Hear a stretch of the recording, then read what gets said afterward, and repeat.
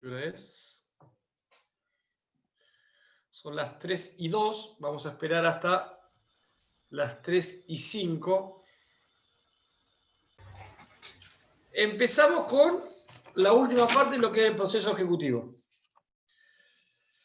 Ustedes la semana pasada seguramente estuvieron viendo todo lo que es subasta, estuvieron viendo todo lo que es cómo son los actos de subasta actualmente. No sé si vieron algo de liquidación, seguramente. Nos toca ver la última parte del proceso ejecutivo, que es el perfeccionamiento de la subasta,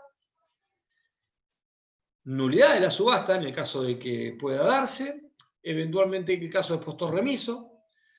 Los siguientes días vamos a ver sobreseimiento. ¿Y qué más? Sobreseimiento y no sé si hay alguna otra parte más.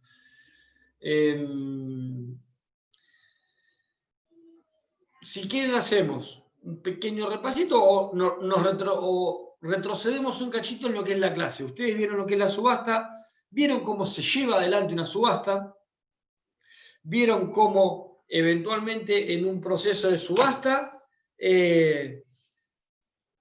depende si es mueble o inmueble, cómo se adjudica, cómo no se adjudica. Vieron seguramente acta de adjudicación, vieron que el martillero tiene que rendir cuentas una vez que realiza el acto de subasta. Vieron también lo que es el depósito de saldo de precio, o entiendo que se los habrán explicado, que hay que depositar un saldo de precio. Y llegamos a este momento, que es el momento de perfeccionamiento de la subasta. El perfeccionamiento de la subasta está previsto en el Código Civil, en el Código Procesal, perdón, el Código Procesal de la Provincia de Buenos Aires en el artículo 586. Que básicamente tengo que tener en cuenta dos cuestiones previas antes de hablar de perfeccionamiento de la subasta.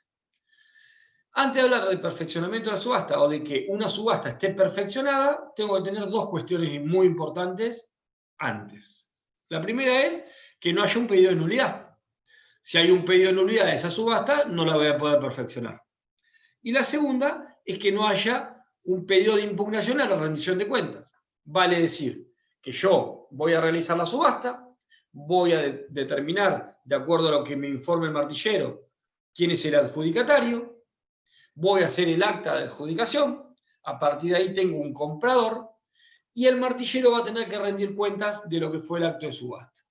Mientras no haya impugnación de esa rendición de cuentas y no haya un pedido de nulidad del acto de subasta, yo puedo continuar y pasar a lo que establece el 586, que es el perfeccionamiento de la subasta.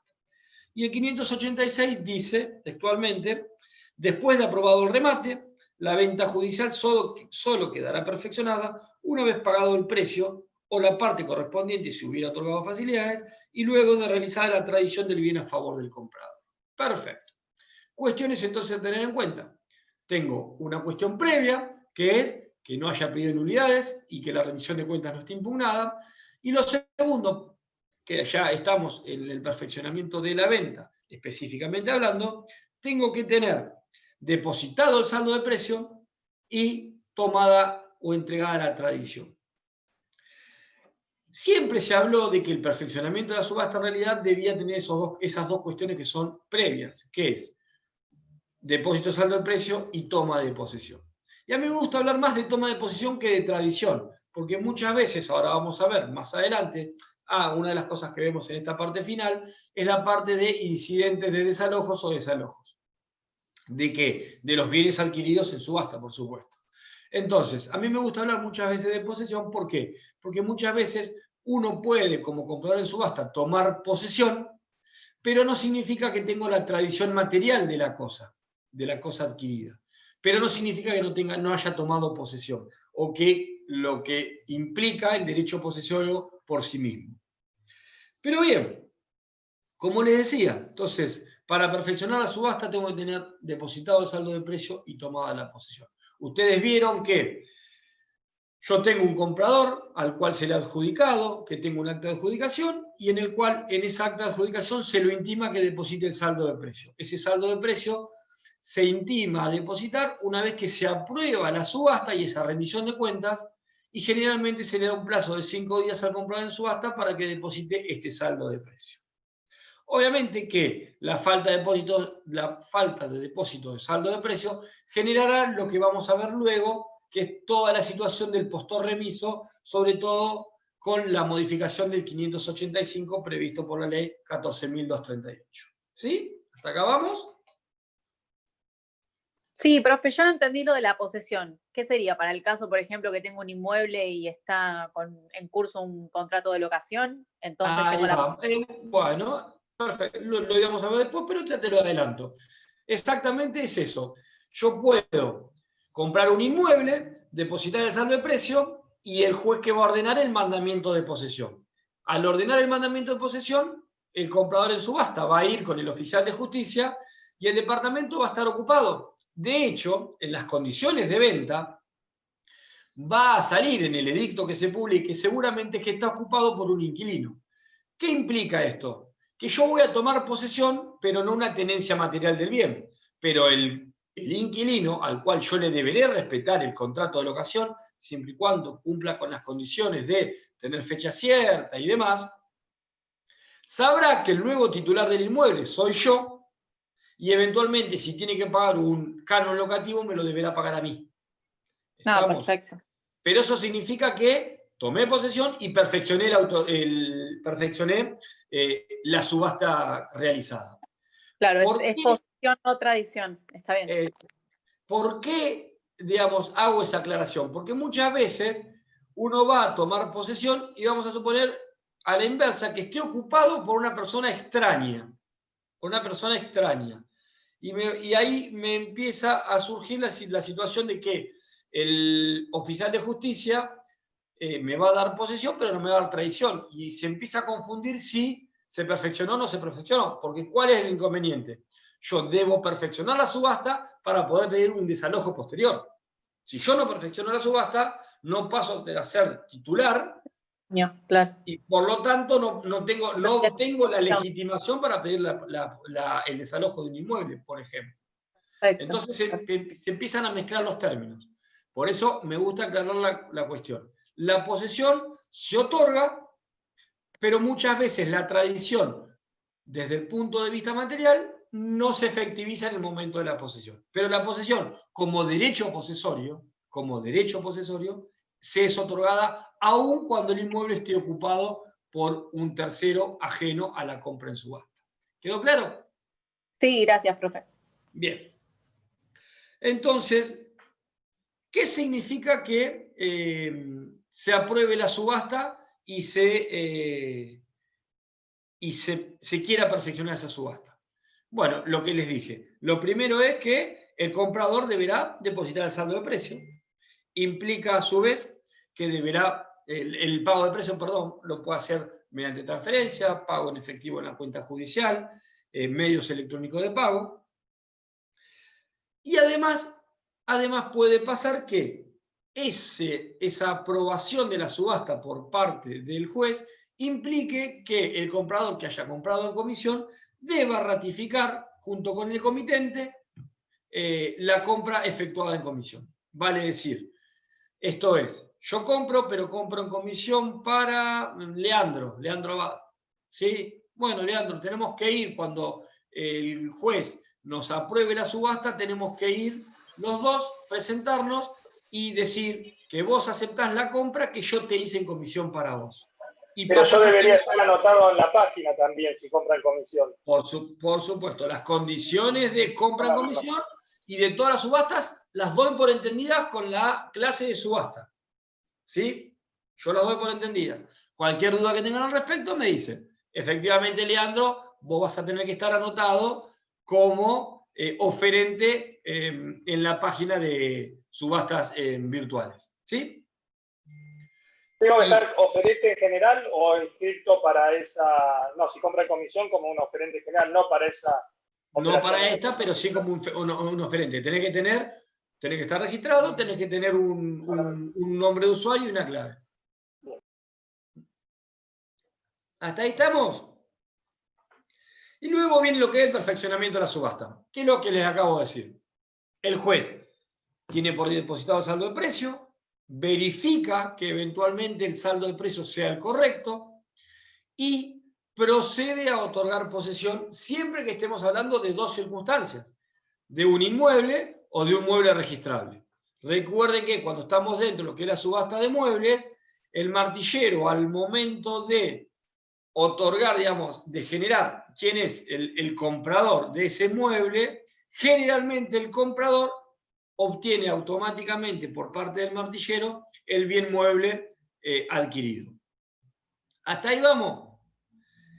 Eso es simplemente lo más destacable del tema de lo que es el perfeccionamiento.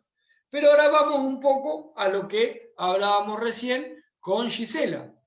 A ver, el juez, yo deposito el saldo de precio y va a otorgar la posesión. La posesión se efectiviza a través de un mandamiento de posesión. El mandamiento de posesión es la orden que da o emana de un juez que le ordena a un oficial de justicia de la oficina de mandamientos y notificaciones a que ponga en posesión de fulanito de tal un inmueble ubicado en la calle tal, con tales y tales características. Ahora bien, ¿cuáles pueden ser las situaciones que se pueden dar? Bueno, las situaciones son tres básicamente. La primera es un inmueble sin ocupantes, ahí no hay ningún inconveniente. Lo único que voy a tener que tener en cuenta es que si el inmueble es sin ocupantes, hay una cuestión que tienen que tener en cuenta. Si está desocupado, seguramente el martillero, antes de realizar el acto de subasta, tuvo que haber tomado posesión, tuvo que haber ido con un cerrajero para abrir el inmueble. ¿Por qué? Porque lo debe exhibir. Y si lo debe exhibir, evidentemente ha tenido que abrirlo. Con lo cual, si no tenía una llave para abrir y utilizó los servicios de un cerrajero, posiblemente el martillero cuando rinda cuentas, va a acompañar junto con su rendición de cuentas el juego de llaves utilizado para la apertura del inmueble que fue para exhibir el mismo antes del acto de subasta. ¿Sí? Con lo cual, cuando yo deposito el saldo de precio y pido el mandamiento de posesión, es muy importante que junto al mandamiento de posesión solicite la entrega de las llaves. Cuando digo yo soy comprador, solicito la entrega de las llaves para proceder a la apertura e ingreso del inmueble. Con lo cual, el inmueble va a estar desocupado, voy a ir con el mandamiento de posesión con un oficial de justicia, el oficial de justicia va a tener las llaves, que se las va a haber entregado nuevamente el juez, y se procederá a la apertura y se entregará la posesión. Esto no trae ningún mayor complejidad, no hay ningún inconveniente, esto es lo más sencillo. La otra es que el auto de venta, cuando sale y cuando se publica edictos de la subasta, salga que el inmueble está ocupado por el ejecutado o su grupo familiar, o mejor dicho, el ejecutado y su grupo familiar, o el ejecutado o su grupo familiar. Ahí la situación varía un poquito, porque ahí lo que surge es una doble orden que va a dar el juez. El juez, una vez subastado, aprobado el acto de subasta, ¿qué es lo que va a ordenar? Va a ordenar el mandamiento de posesión, pero sabiendo que el inmueble está ocupado y asimismo está ocupado por el ejecutado que generó la subasta, generó ser deudor del expediente, lo que va a generar va a ser que se ordene juntamente a la posesión, ¿qué cosa? El lanzamiento o el desalojo de las personas, del ejecutado y su grupo familiar. ¿Sí? A ver que me pusieron algo acá.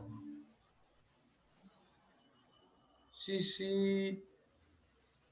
Diego Tosto puso sí, no sé qué es. Una consulta, ¿a qué momento el acta? Raúl, no entiendo qué me estás preguntando, a ver. Hola, buenas tardes. No, porque era una pregunta del principio, en su momento habló del acta de adjudicación y me perdí con eso, pero no lo quiero interrumpir. Sí. No, a ver, como le decía hace un rato a Leandro, hay algunas cosas que las doy por hecho porque están dentro de lo que fue la clase de subasta.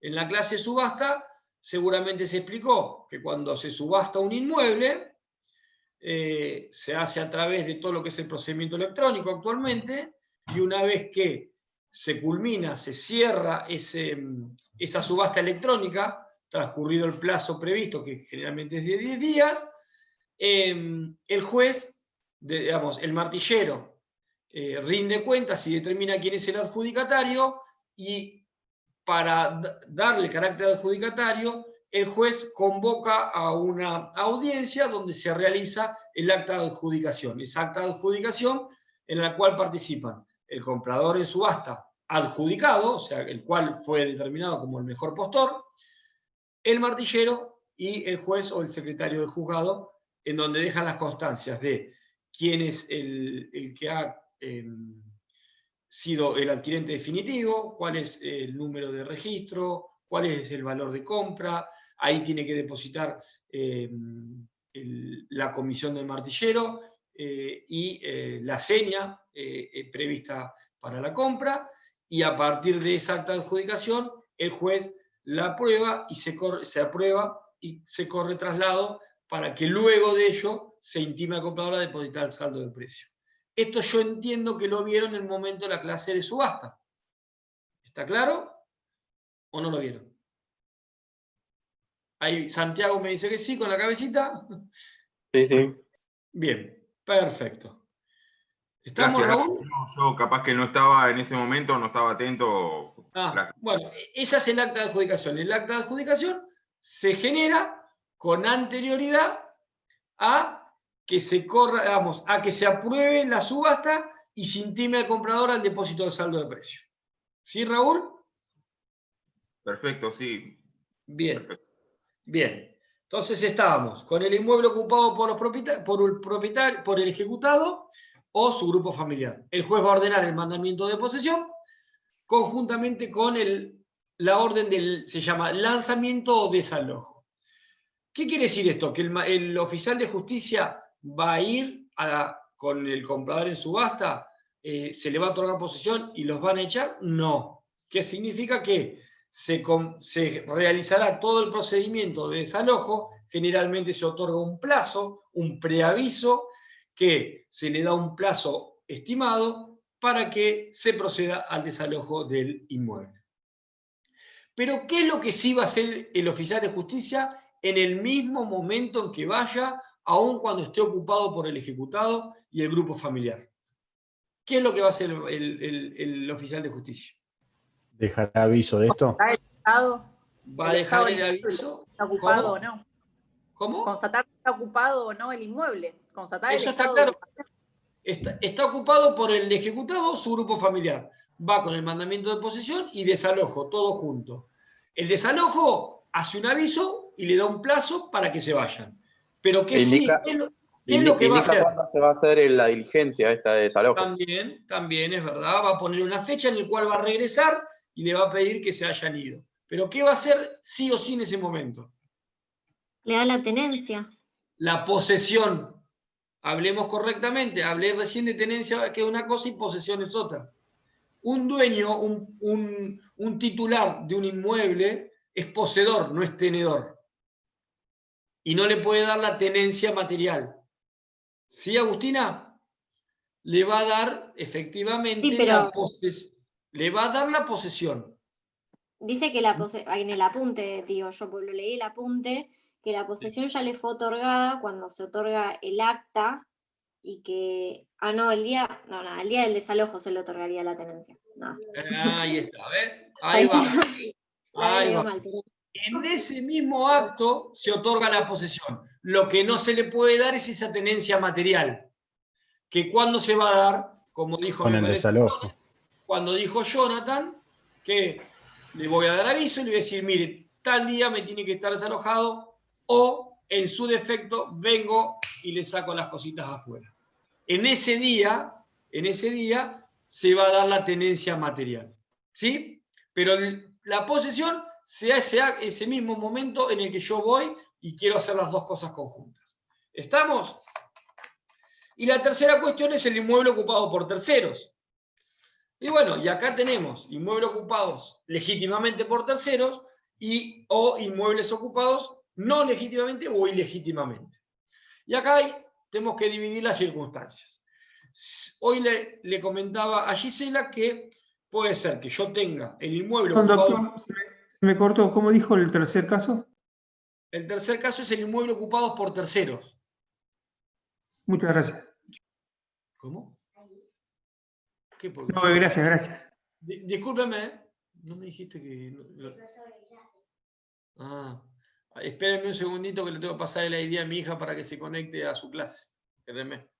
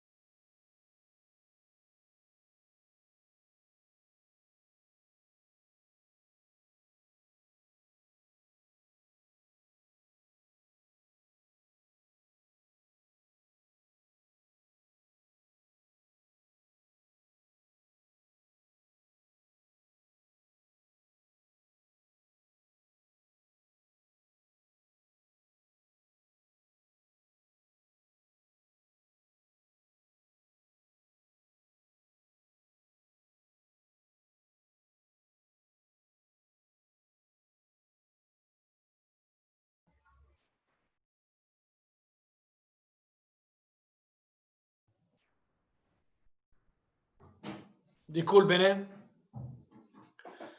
Les decía, el tercer caso es el del inmueble ocupado por tercero. Tengo Y acá una pregunta. tenemos... ¿Cómo? ¿Te puedo hacer una pregunta? Sí.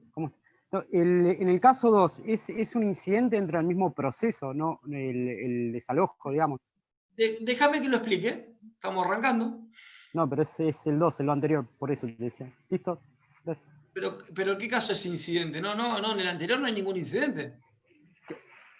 El desalojo, si es un incidente dentro de la misma ejecución. Pero no, bueno, en el por anterior eso. no hay... Bueno, pero por eso te estoy diciendo, en el anterior no hay ningún incidente. Yo no hablé de ningún incidente. Yo lo que dije... Y el caso de que esté ocupado, digo, por el ejecutante, ¿cómo por el ejecutado. Por ejecutado, a través de...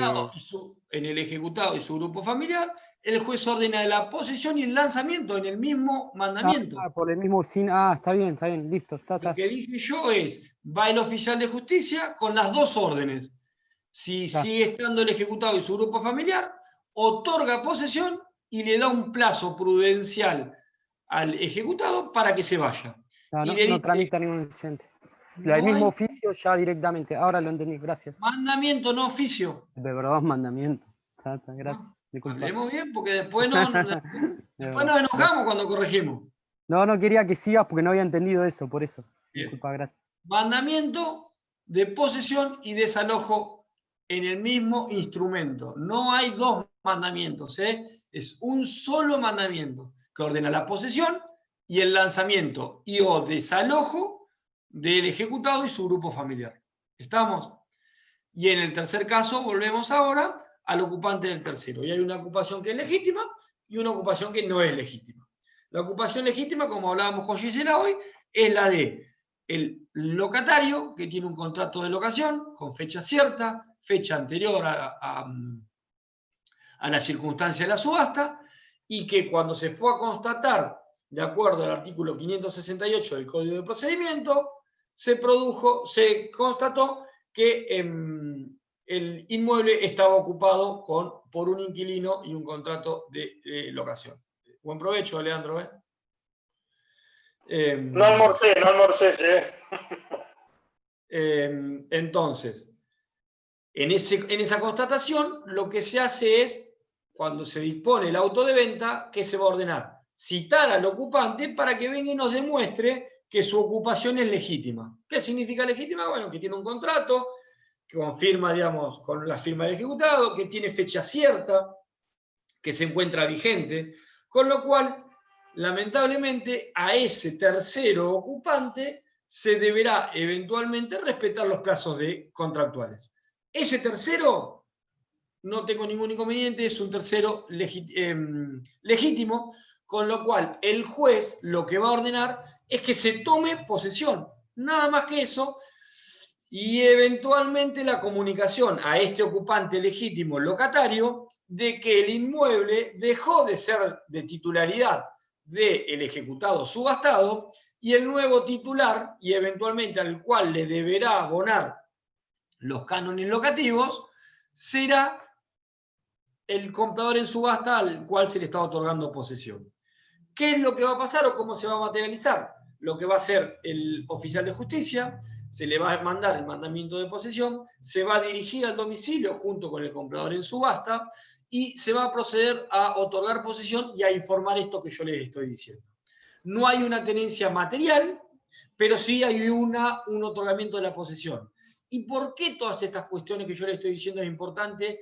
Porque volvemos al principio del 586. Si yo no tengo la palabra que el oficial de justicia me está otorgando posesión, no voy a poder hablar de un perfeccionamiento de la subasta. ¿Hasta acá está claro? Te hago una consulta, en esas diligencias siempre tiene que ir el comprador en subasta con el oficial de la oficina de mandamiento. Puede ir el comprador en subasta a quien le deben otorgar posesión, o puede ir algún autorizado con facultades suficientes para tomar posesión en nombre de representación del comprador en subasta. En principio debiera ir el comprador en subasta. Bien, y te hago otra consulta, porque recién dijiste que el contrato tenía que estar vigente. ¿Qué pasa si es de fecha posterior a la subasta? Bueno, O ahí... pasó 1, 2 semanas, 3 semanas y lo hizo ahí, rápido. Bueno, después me decís del auto de venta, después de la subasta me decís, perdón. Sí. Bien. Después de la subasta, ahí hay un inconveniente. ¿Qué pasa? Ahí ya entramos dentro de lo que son los dos ítems que vienen, que es el tercero, los terceros ajenos al proceso que tienen tenencia material y no tengo esa tenencia demostrada en forma legítima. Dos cuestiones pueden pasar, Gregorio, de acuerdo a tu pregunta. Muchos jueces, te diría la mayoría, suelen respetar las condiciones en que se subasta un inmueble. Vale decir, cuando yo constato, de acuerdo al 568, el inmueble va a surgir que está ocupado por el ejecutado o eventualmente está desocupado. Vamos a poner el caso más simple, está desocupado. Entonces el inmueble surge que está desocupado. Esa constatación, antes de realizar el acto de subasta, tiene que estar actualizada.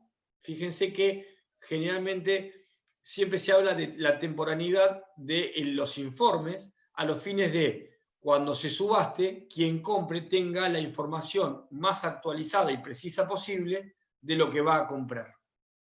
Con lo cual, a poco tiempo de realizar el acto, se va a realizar un nuevo mandamiento de constatación. Y supongamos, Gregorio, que sigue el inmueble estando desocupado. Se subasta, se paga el saldo de precio y cuando se va a tomar posesión, surge que el inmueble está ocupado. ¿Cuál es la actitud o cuál es generalmente el criterio que tiene, les reitero, la gran mayoría de los jueces? Es que en esos casos determina una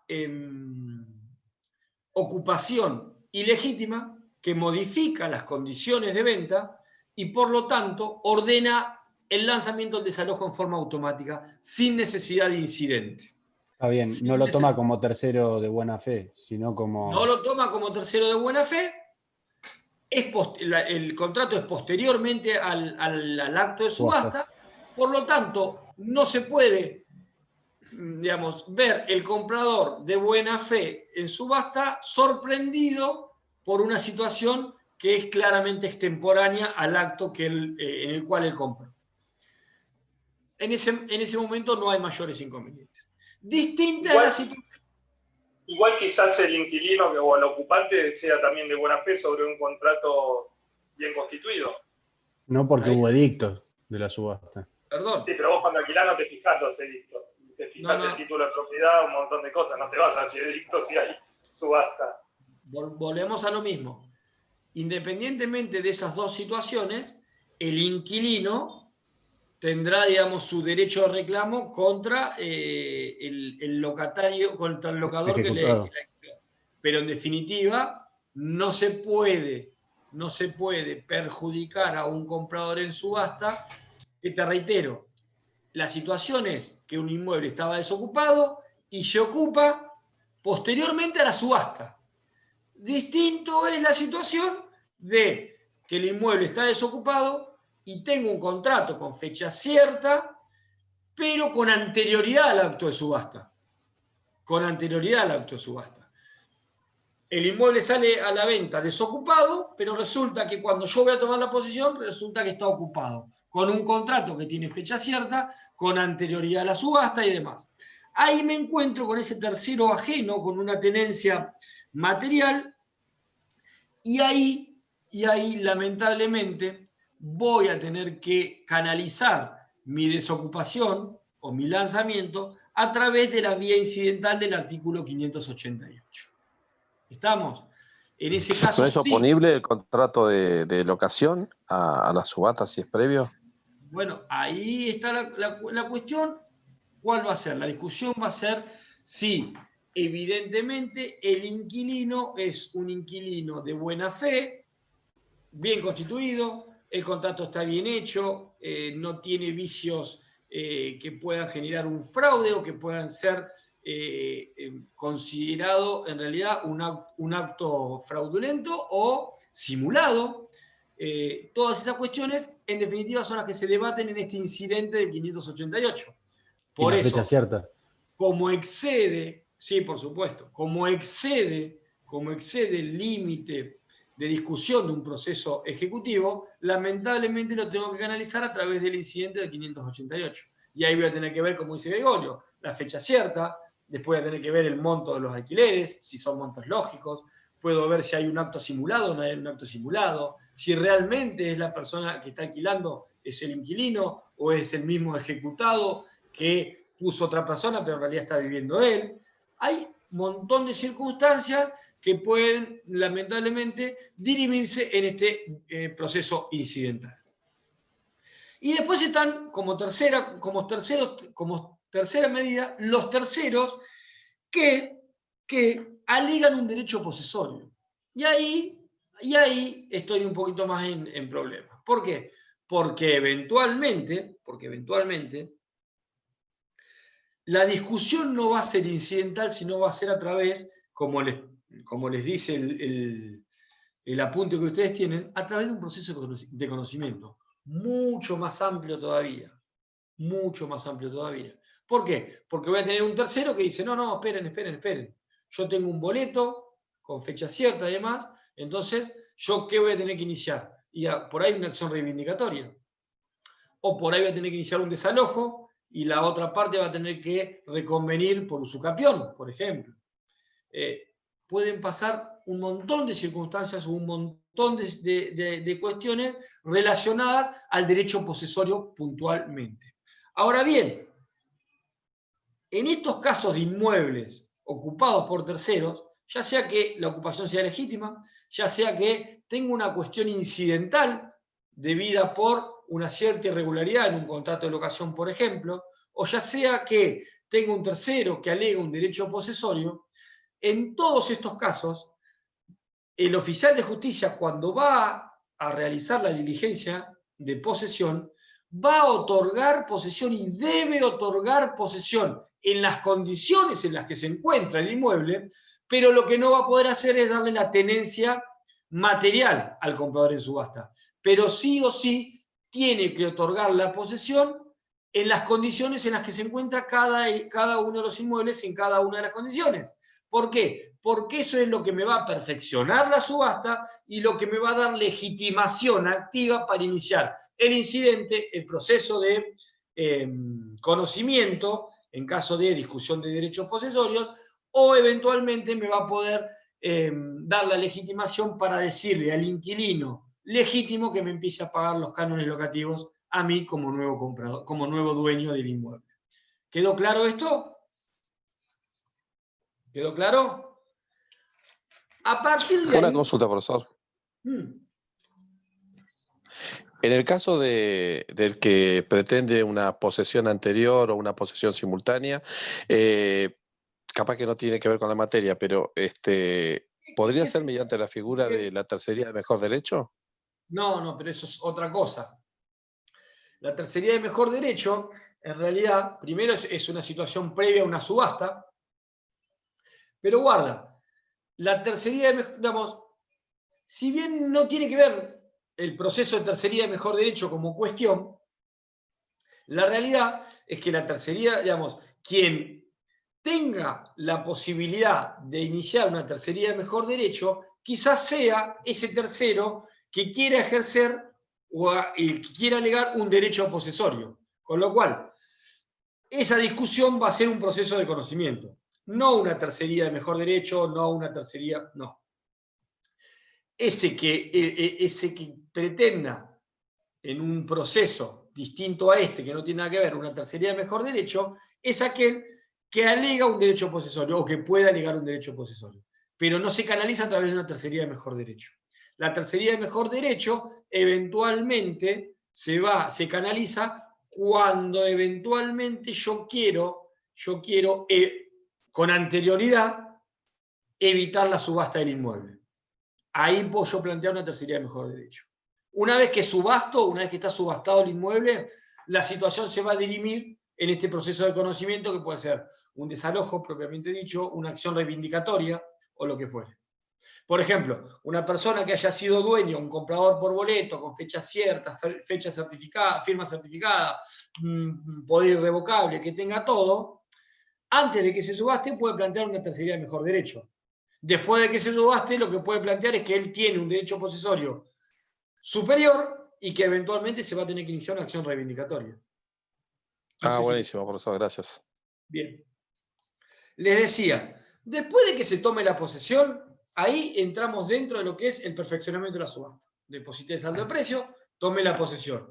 La posesión, ¿cómo la pude tomar? De estas maneras. Perfecto. ¿Qué continúa después de esto? Bueno, continúa todo lo que es el trámite de escrituración de un inmueble, que se hace en el mismo expediente, se puede hacer en el mismo expediente o a través de una escrituración normal.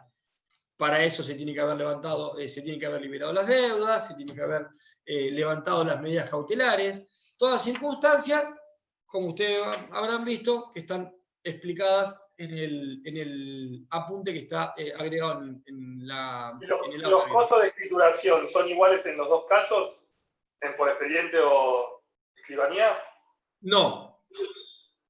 Los costos de escrituración por expediente son más baratos porque no tengo, quizás, depende, ¿no? Pero, digamos, suelen no ser iguales. ¿Por qué? Porque no tengo, digamos, el honorario que me cobra el escribano. Sí voy a tener los honorarios que te cobra el abogado que representa al comprador, que suelen ser menores a los que genera un escribano. Son bastante similares, pero suele ser un poco más económico hacerlo por expediente.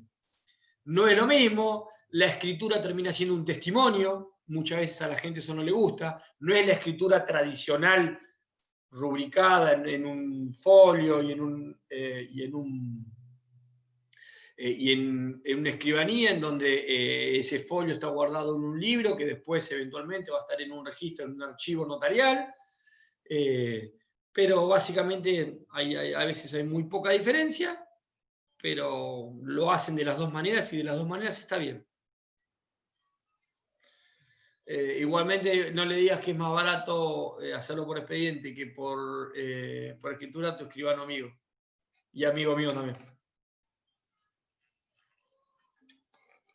Bien, no se lo decir, igual no se pierde una. Bien. Continuamos. A ver, yo acá tengo, en realidad tengo nulidad de subasta por un lado y postor remiso por el otro. Vamos a seguir con postor remiso, ¿quieren? O con El nulidad. apunte sigue así, por ahí sería más práctico. ¿Quieren que le siga como el apunte? Porque en realidad a mí lo que me confunde, porque en el programa no está así, me parece.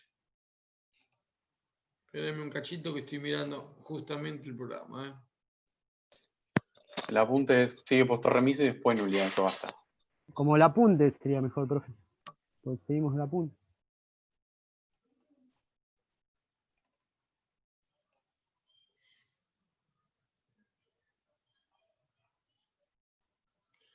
Perfeccionamiento, ¿ves qué dice? Perfeccionamiento de la subasta, nulidad y postor remiso. En el programa está como lo tengo yo, pero bueno, no tengo problema. Seguimos con postor remiso. ¿Les parece? Y después vamos a nulidad de subasta. Bueno, el tema de postor remiso, hay una cuestión que ha variado bastante, seguramente se lo habrán explicado, con el tema de las subastas electrónicas.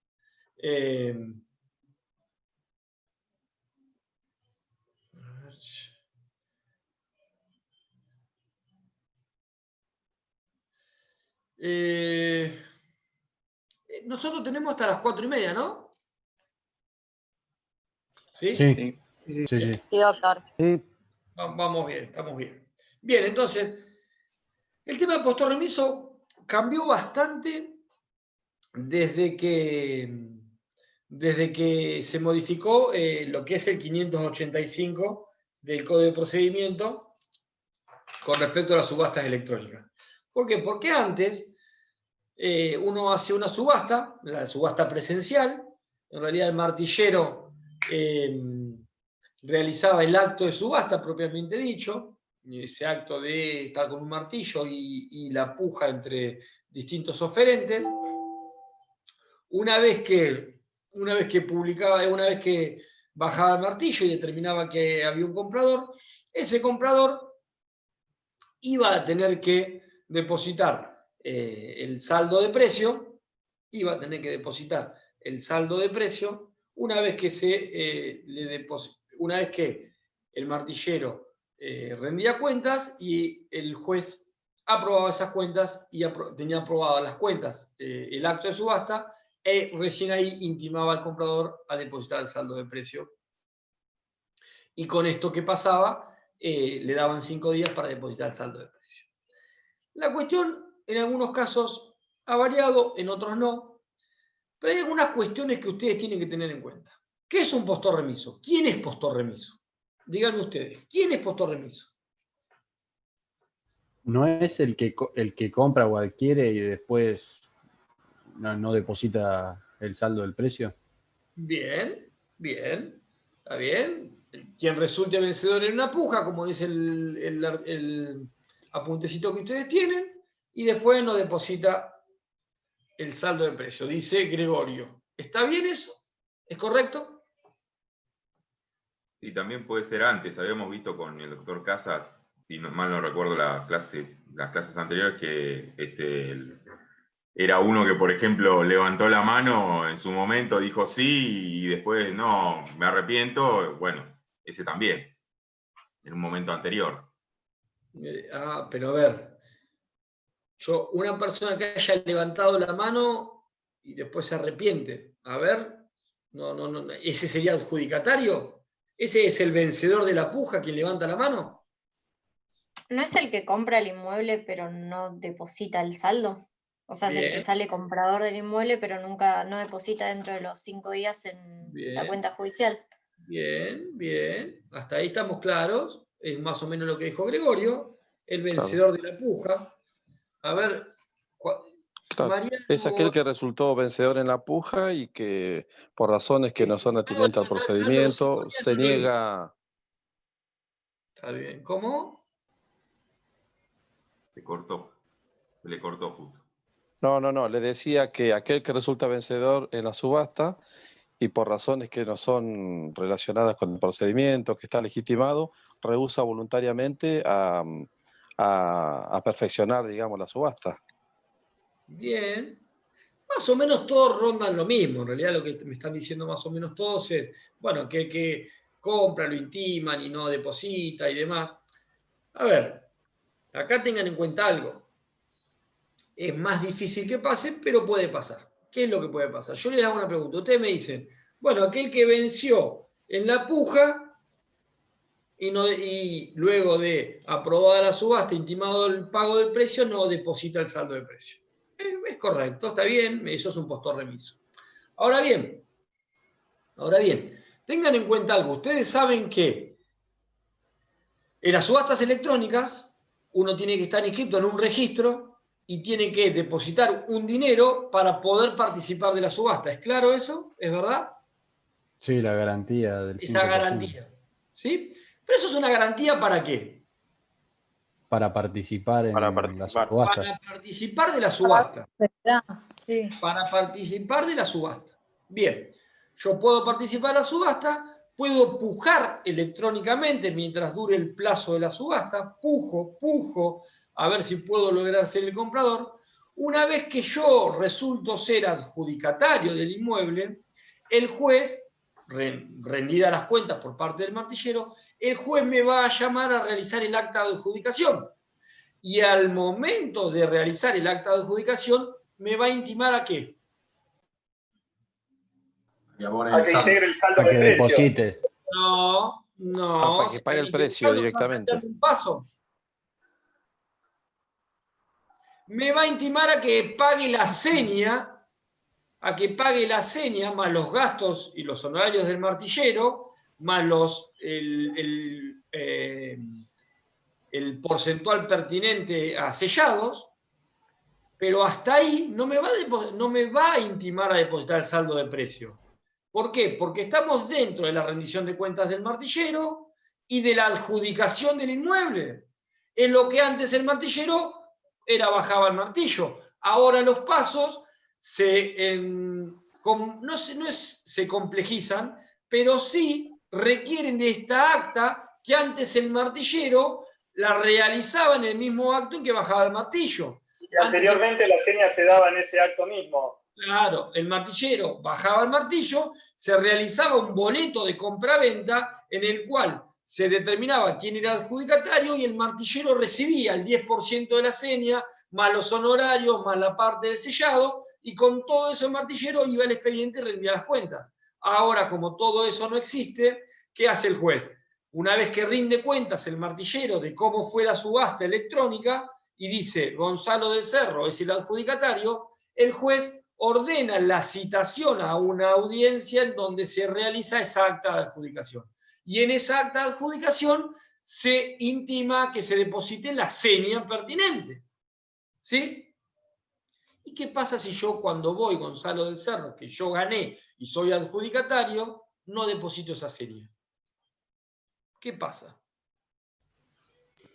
Y tendría una responsabilidad, porque... ¿Cómo? Podría ser que tiene una responsabilidad porque disminuyó el precio real de lo que se obtenía en una nueva subasta. Bien, a ver, ¿quién más? No, en realidad no es una nueva subasta, sino que queda el que seguiría en el, digamos, el segundo que ofertó más, el que le sigue. Y entonces, Gisela, ¿qué soy? Postor remiso. Postor remiso. Entonces, el postor remiso no es solamente aquel que no deposita el saldo de precio. Puede haber postor remiso para aquel que tampoco deposite la seña.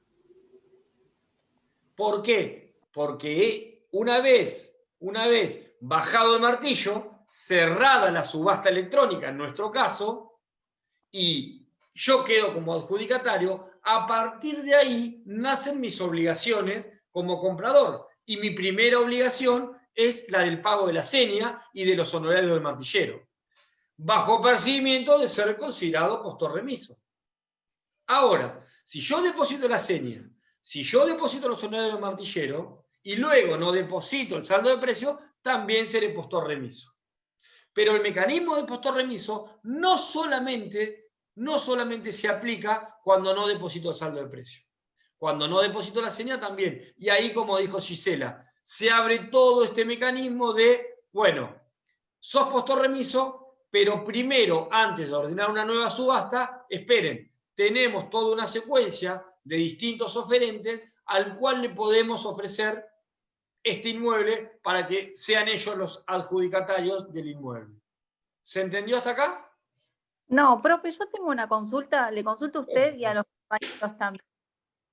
¿Cómo? Porque le consulto a usted y a los compañeros también, porque entonces a mí yo entendí algo mal de la clase de Casas, porque me pareció entender que Casas dijo que no existía ya la reserva, sino solamente el depósito te dan garantía en un comienzo, y que de hecho cuando estaba el tema del postor remiso, el tema de cuando dice se reintegra el saldo, dice que el saldo no era el saldo porque solamente, y de hecho hay que devolver la vez y media, se tomaba, según el doctor del Cerro, el 10% de ese depósito, o sea, habló un montón de cosas al respecto que entonces estoy confundida. Que no existía. La seña no existía. Entendí que no seña. Yo también. La seña no existía. Claro, Sí, la algo seña no parecido. existe. Ah, la reserva, la seña no, y el depósito sí. Vamos por parte. ¿Qué se está saliendo la cámara, hija? A ver. Para mí hay una confusión y los jueces, el doctor Casas puede llegar a ser uno de ellos, confunde esa garantía para participar en la subasta prevista en el nuevo artículo relacionado a subastas electrónicas con la seña. La seña nunca desaparece, no debe desaparecer. La gran mayoría de los juzgados obliga a una seña. ¿Por qué? Porque si no, la consecuencia para el postor remiso, en principio, más allá de el menor precio que se obtenga, una pavada, eso es una pavada, sino la consecuencia es muy baja. ¿Por qué? Porque la garantía para participar es muy baja también. Es muy Claro, baja. él decía que por eso tenía que ser el 10%, seguro el doctor del Cerro. El 10% de la base. Claro, el 10% Sí, en pero vez usted de imagínense una cosa. Y esto yo después lo voy a hablar con el doctor Casas para que él también se lo diga. A ver, y que lo modifique. Porque, ¿sabe cuál es el problema con la subasta? Justamente es ese. A ver, él dice, no, para garantizar el 10% de la base. Bueno, la base es en pesos. Hoy un departamento, una evaluación normal de un departamento vale 1 millón de pesos. 1 millón de pesos.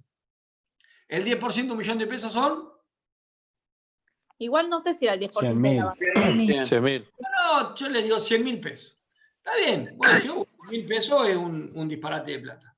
Pero claro, si uno se pone a ver los valores de los inmuebles, es una risa. Es una risa que con 100.000 pesos, que hoy son en dólares nada, con relaciones, me estoy refiriendo con relación al valor de un inmueble. Entonces no se puede relacionar lo que yo tengo que... Porque se sigue confundiendo y hay una confusión que es real.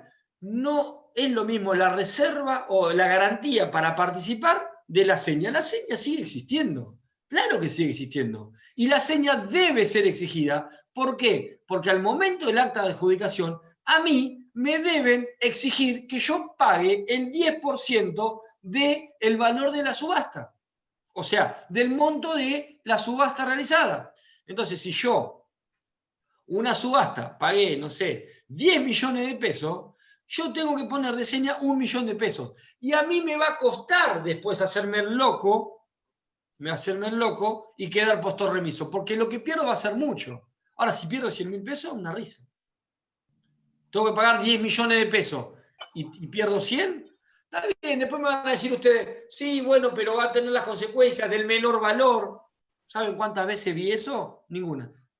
Ninguna vi que el ejecutante después le inicie un juicio al postor remiso por la disminución del valor. ¿Por qué? Porque cuando se vuelve a subastar sale otra vez 10.000 pesos, 10 millones de pesos o más. Entonces, hay señas. Y la garantía... No hay, es mentira. La garantía para participar es una cosa. Y la después seña puede ir a cuenta de seña la garantía para participar, sí. A ver, sí, claro, puede tomar. La seña Por supuesto, pago la diferencia del 10%, generalmente, y les digo más, En Buenos Aires, para que ustedes tengan una idea, en Capital Federal, la seña es del 30%. En la provincia de Buenos Aires siempre fue el 10%.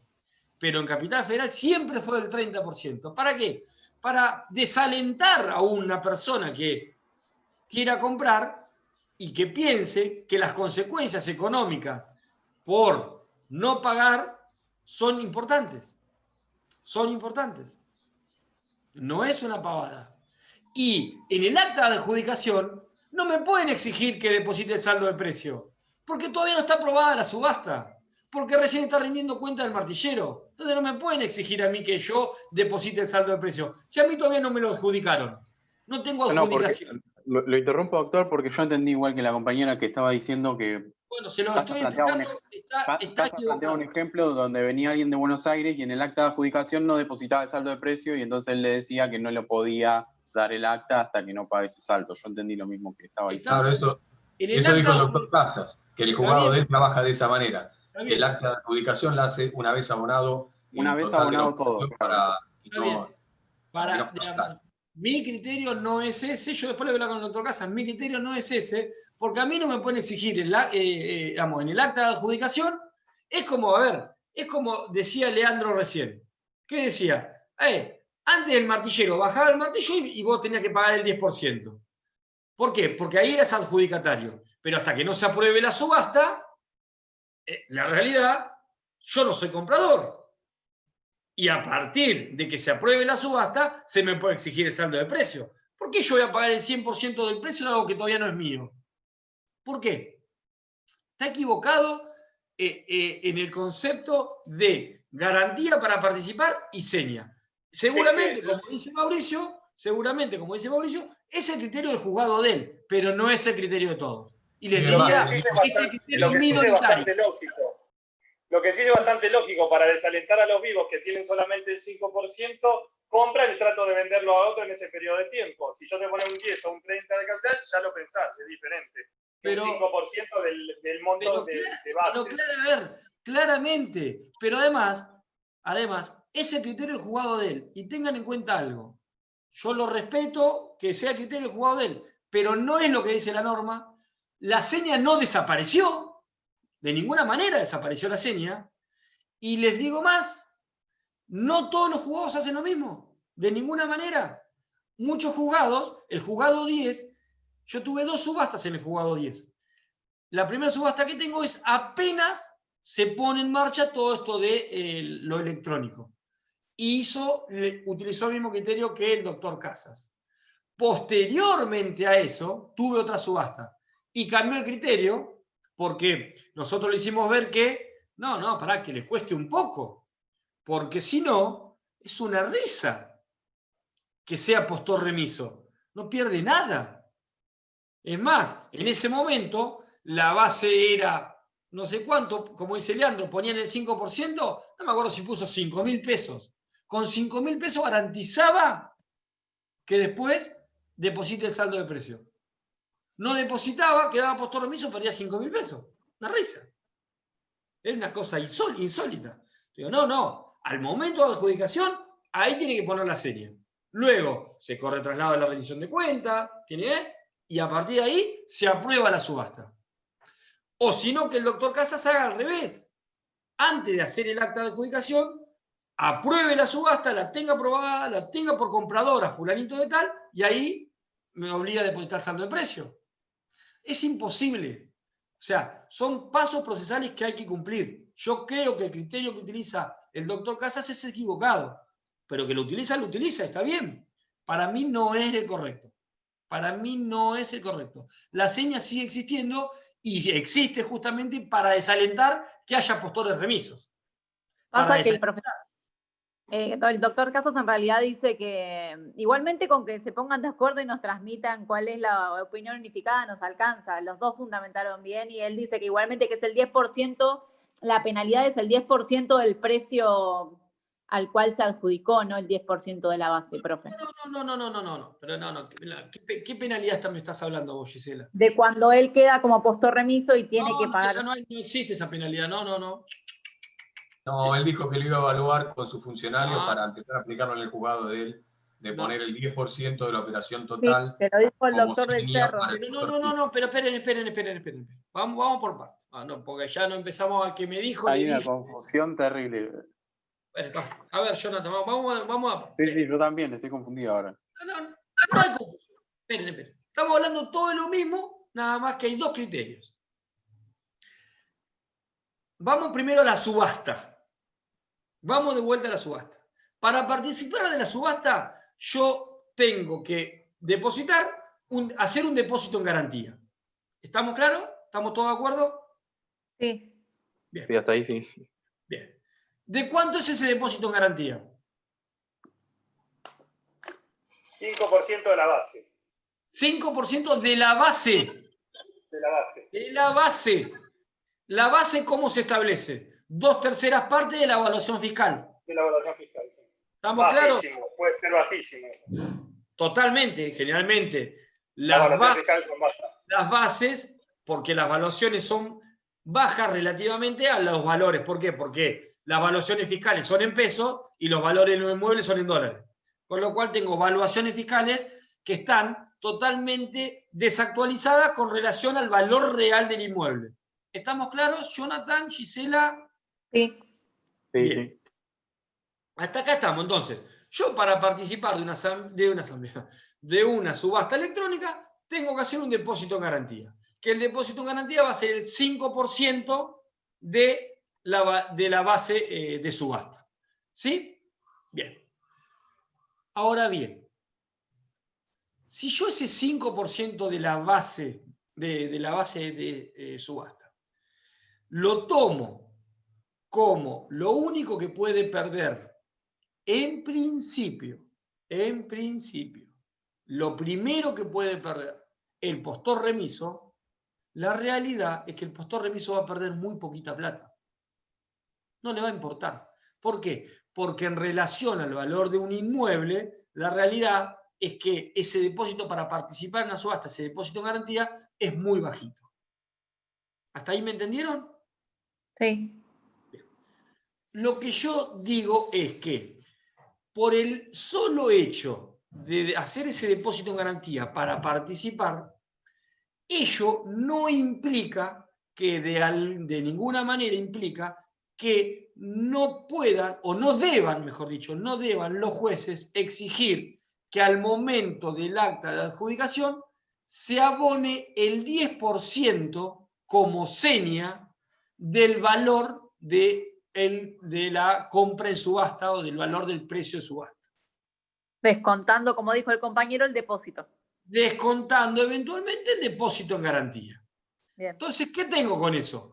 Tengo un comprador que desembolsó un dinero que, en caso de no depositar el saldo de precio, lo va a perder y puede generarle una consecuencia mayormente importante, económica, ¿no? ¿Hasta ahí me siguen, Jonathan? ¿Gisela? Sí. Los gastos también del martillero que también tiene que pagar, ¿o no? Que se sumaría. Obviamente, más los honorarios, Luciano, correcto, Sí, más los honorarios del martillero. Bien. Ahora bien.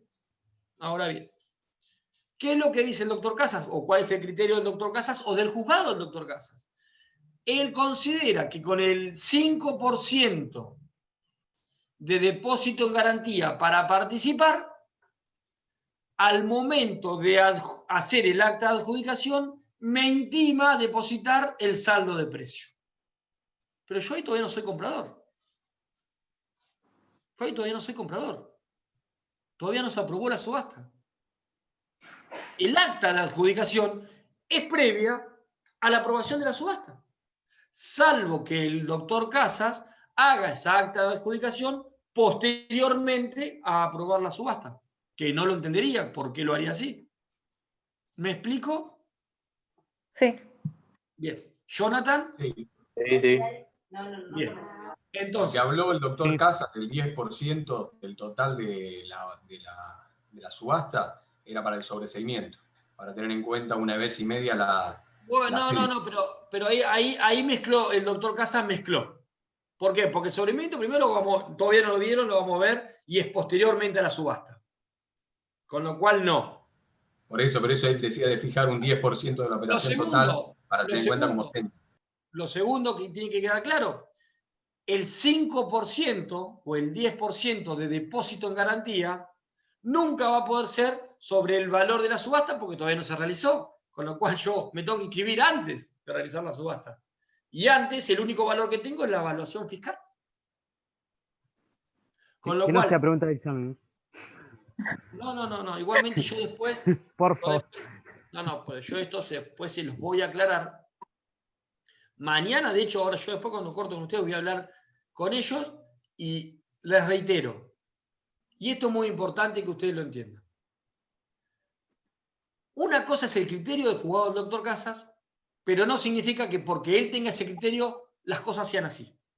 Ni del doctor Casas, ni del doctor Vespucci, ni del doctor Méndez Acosta, ni del doctor Colangelo, de ningún juez. Yo lo que les digo, y yo siempre se lo explico así, yo les explico cómo es los criterios que hay. Como le expliqué en su momento, el tema de la preparación de la vía ejecutiva en los contratos de locación. Miren, esto es así. Ahora, todos los juzgados, salvo 1 o 2, tienen este criterio. No es así, pero tienen ese criterio. De hecho, la clase de preparación de vía que hay del doctor Gabás les dice lo mismo que les dije yo. Pero bueno, el criterio es el criterio. Y el doctor Casas expuso su criterio, pero no es lo que pasa. No es lo que pasa. Lo que pasa en realidad es que en el acta de adjudicación te obligan a pagar la seña. La seña la siguen pagando. Porque eso es lo que desalienta que haya postores remisos. ¿Por qué? Porque la consecuencia económica es importante. ¿Quedó claro? Sí, profe. Una pregunta. Al día de hoy, ¿siguen estando tan atrás las evaluaciones fiscales? Sí, o sea, totalmente. todavía Sí, siguen tan atrás. Pero no, el problema no es que... Agrava más. Lo que pasa es que después el impuesto inmobiliario te arruina, o sea, preferiría que siga así. A ver, no nos metamos en políticas públicas acerca de impuestos y demás. Pero Juan Pedro, para que vos tengas una idea, con la devaluación que hay del dólar con respecto al peso, es imposible. Es imposible. Sí, eso con todos los dólares, eso pensaba yo. No hay manera. A ver, lamentablemente el valor de los inmuebles en la Argentina es en dólares y todos ganamos en pesos. Entonces es imposible, nunca va a estar cerca. Nunca va a estar cerca una evaluación con respecto al valor real. Por eso les digo, no imponer o no obligar a que haya una seña al momento de la adjudicación es un beneficio terrible para eventualmente favorecer a quien quiera ser postor remiso. Con los autos lo mismo, se toma la valoración fiscal, con los muebles registrales, con los autos se toma lo mismo. Sí. Lo que pasa es que los autos... Y es mucho menor al precio de la calle. No te creas. No te creas y te digo por qué, Luciano, eso no pasa. Por el valor de los seguros. Porque los seguros, cuando tienen que pagar, pagan en relación más o menos al valor en relación al valor fiscal, mejor dicho, que figura fiscalmente el automotor. No hay tanta diferencia como si en los inmuebles. Los inmuebles es terrible porque ya les digo, los inmuebles se manejan en dólares y eso no lo puedes representar ni reflejar en una evaluación fiscal por el tema impositivo, claramente. Estamos hasta acá, pero que les vuelvo a repetir. Una cosa es el criterio del juzgado del doctor Casas y otra cosa es lo que ocurre. Lo que ocurre no es que no se paga la seña. Las señas se siguen pagando y al momento de hacer el acta de adjudicación se paga la seña. Eso no hay ninguna duda. Yo no sé cómo dice esto el apunte que hizo la doctora Luján y que está subido al... No sé si habla de esto. No sé si... Porque habla del acta de adjudicación, pero no sé. ¿Ustedes lo vieron eso o no? No llegué todavía.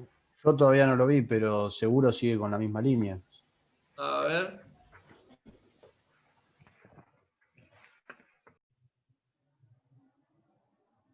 Claro, ¿ves? Acá hay un modelo de acta. Abierto el acto, la señora acompaña a copia de souvenir, constancia de inscripción a la subasta, el comprobante que acredita el depósito en garantía y el monto ofertado en la puja por el cual haciendo 80.000 depósitos de 50 acreditados en la cuenta, a su vez, paga la enajenadora. Claro, sí, ellos hacen así, pero está mal. O sea, no comprendería, digamos, por qué no le hace. Para mí está mal. O sea, no es que está mal. ¿Ellos hacen el acto de adjudicación con el pago del saldo de precio? Claro.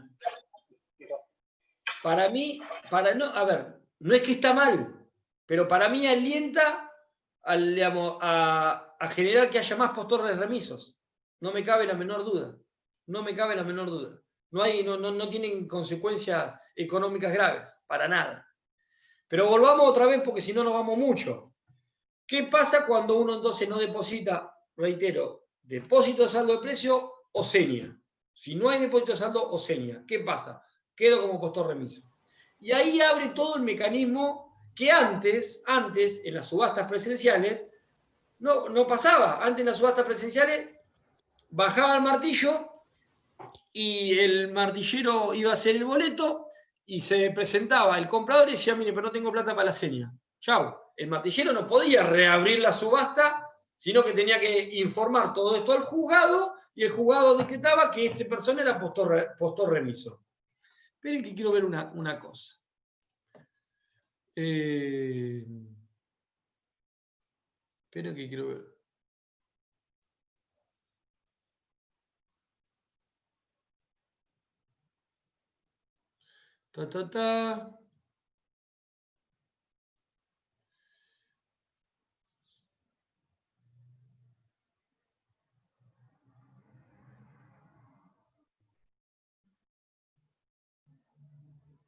Bueno, después se los voy a buscar. Bueno, les decía, entonces, no pagaba la seña cuando el martillero bajaba, postor remiso. Vamos a suponer que pagaba la seña, el martillero rendía cuenta dentro de los 3 días, como dice el 583, rendía cuenta, decía quién era el subasta, se corría traslado de la rendición de cuentas del martillero. Luego de rendir cuenta del martillero de ese traslado, se aprobaba la subasta y se intimaba al comprador al depósito de saldo de precio. El comprador no depositaba el saldo de precio, postor remiso. ¿Qué ordenaba el juez? Una nueva subasta. Todo un desgaste jurisdiccional con una nueva subasta, los nuevos trámites de preparación de subasta, la nueva publicación de edicto, todo un gasto terrible. Ahora cambió. ¿Qué hizo? Esta nueva modificación del código.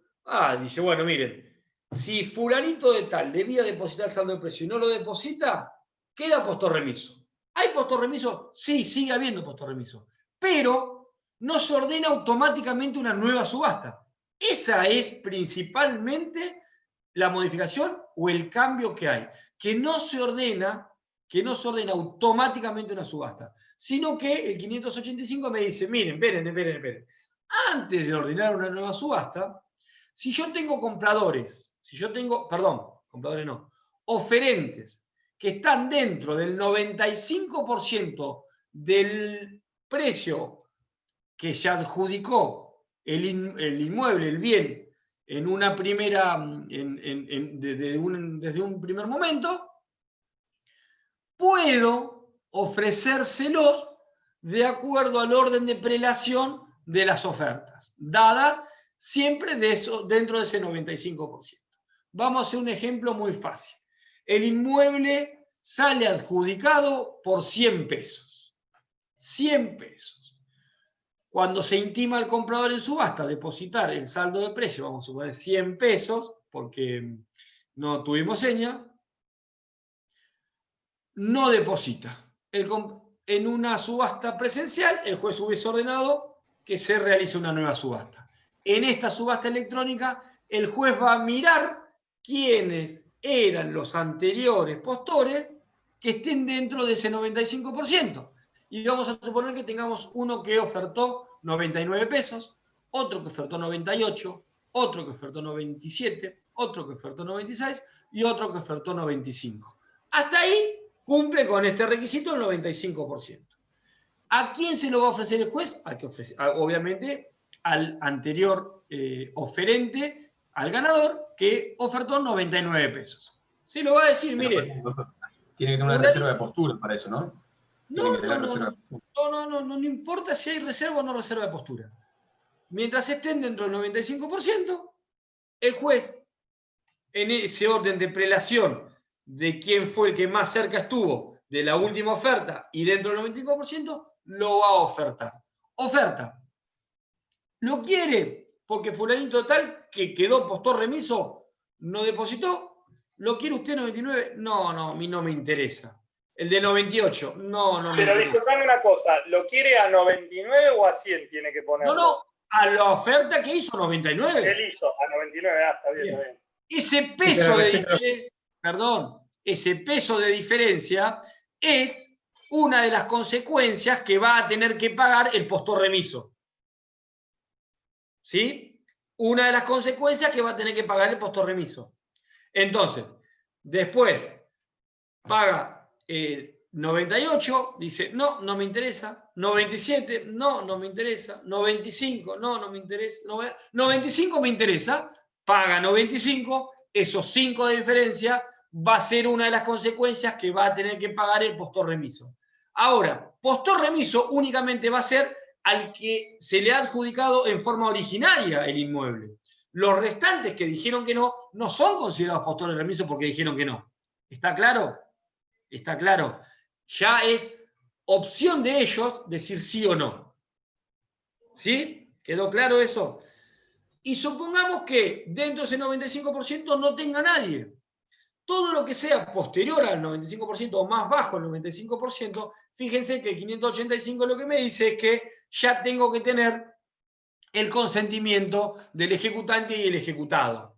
Una situación muy difícil que el ejecutado consienta que encima que se le subastaron, que se le pague menos de lo que iba a pagar. Evangelina,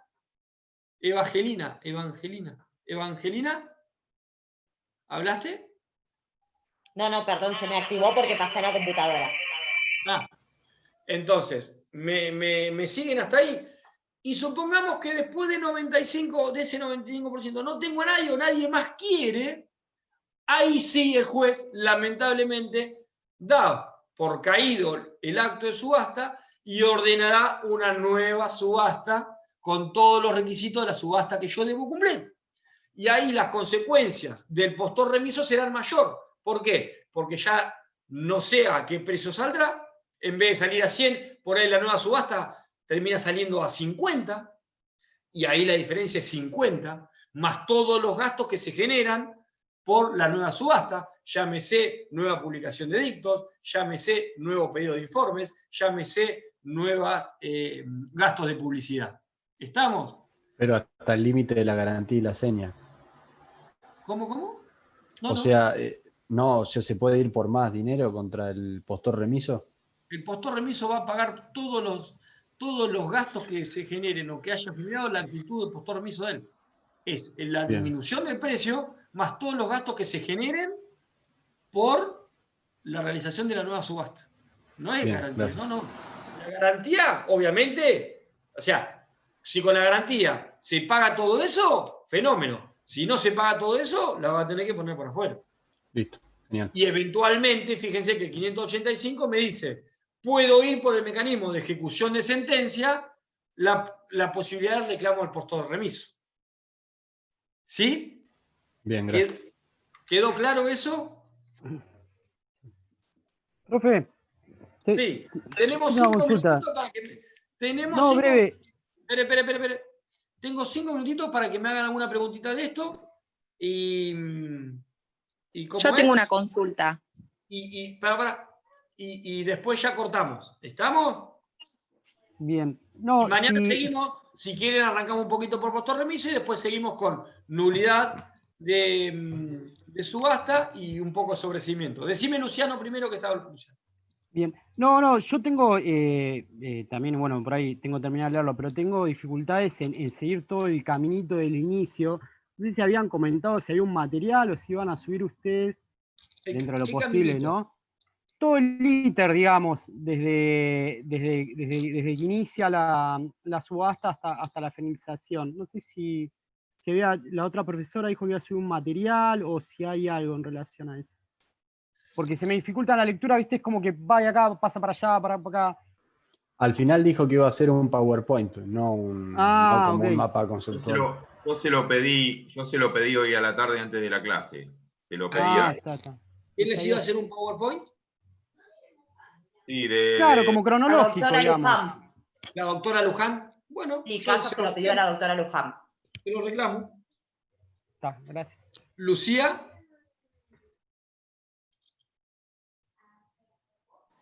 Sí, una consulta, porque usted dijo que no era necesario la reserva de postura, ¿puede ser? No, yo no dije que no era necesario. Yo lo que dije es que no importa si se hace reserva o no de postura, para que una vez que se declara un postor remiso, sea ofrecido a los restantes oferentes. Claro, pero el apunte, digamos, la primera opción es ofertárselo a quienes hubieran hecho reserva de postura y que a su vez tengan o hayan ofertado un 95% o menos a la oferta ganadora, digamos. Está Y bien, recién después... No, está bien, pero a ver, yo tengo reserva de postura, pero a ver, si yo tengo una persona que sin haber hecho reserva de postura ofertó más cerca del ganador de la subasta y está por encima de esta reserva de postura, se lo voy a ofrecer al que más cerca esté. Eso es lo que no entiendo. ¿Por qué se lo debería ofrecer primero a la reserva de postura? Porque la reserva de postura... no. Entiendo lo que usted me dice, pero bueno, o sea, acá está como un requisito más que haya hecho reserva de postura y que su oferta sea 95%. Sí, digamos, si hizo reserva de postura y está dentro de ese 95%, va a ser dentro de los tenidos en cuenta, sí, está bien. Bien, pero si no igual hizo la oferta, se va a poder, Sí, digamos, claro. ofertárselo. Sí. Bien, perfecto. Gracias. ¿Alguna otra consulta? Una pregunta. La reserva, o sea, entonces, ¿cuánto tiempo tiene el dinero, digamos? ¿Cuándo se le devuelve el dinero a aquel que salió, digamos, no salió adjudicado, el que perdió, digamos? Bien, de hecho, con eso me das pie para algo que me olvidé. Obviamente, yo le puedo ofertar, luego de que se declare el postor remiso, le puedo ofertar a los siguientes oferentes dentro de ese 95% mientras no haya retirado el depósito en garantía para participar de la subasta. Primera cuestión. La segunda, contestándote a vos, Raúl, la realidad es que una vez que tengo el comprador, acepta la compra y deposita el saldo de precio, una vez que se perfecciona la subasta, a partir de ahí los distintos oferentes pueden pedir que se le devuelva ese depósito en garantía.